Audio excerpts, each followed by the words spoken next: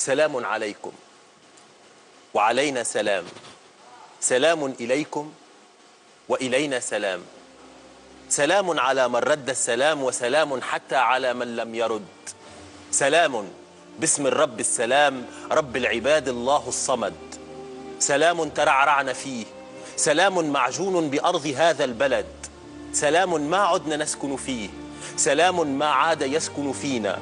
سلام نراقبه وهو يحزم حقائبه، ليهجر رويدا رويدا أراضينا، ويحل مكانه تسليم واستسلام لتأسلم لا إسلام فيه، كأن إسلام أجدادنا ما عاد يعنيه. أتدرون لما يهاجر منا السلام؟ أتدرون لما يعم فينا الظلام؟ ببساطة لأننا مجتمع يخاف. نحن مجتمع يخاف الاختلاف. كلماتي لن تعجب بعضكم أو جلكم أو كلكم، أعرف، لكني سأقولها لأني رافض أن أكون من الخراف. نحن مجتمع يرفض الاعتراف أنه مجتمع يعيش التخلف. نحن مجتمع يصيح بكل صفاقة ويدعي أنه حامل لفكر مختلف. نحن مجتمع يهوى التعالي من فراغ ويدعي أنه مجتمع مثقف. يا ويل ما هذا القرف.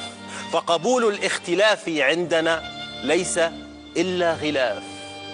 اختلاف اللون يؤذينا، اختلاف الشكل يؤذينا، اختلاف الفكر يؤذينا، اختلاف الدين يؤذينا، حتى اختلاف الجنس يؤذينا.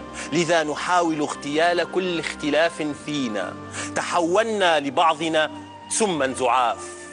نحن مجتمع أحمق من الحمق. نعم، نحن مجتمع أحمق من الحمق. نتنازع على التفاهات والترهات والخرافات، ونرفض دوما أن نغوص في العمق. ولا أبرئ أحدا، لا مدنيين ولا ساسة، لا من يستكين لبلادة الصمت، ولا من يدعي فينا القداسة، لا من يتبع الغرب كالأعمى، ولا من يريد إعادة أمجاد الخلافة والنخاسة وتقطيع الأرجل من خلاف.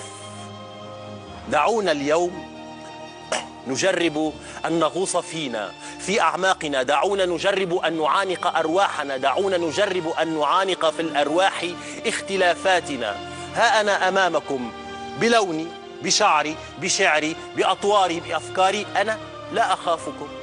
أنا لا أخاف اختلافكم عني، لأنني منكم ولأنكم مني. دعونا نخلق فن.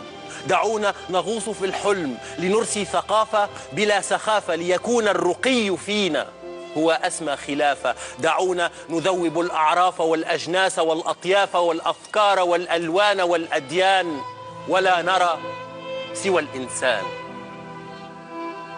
شكرا.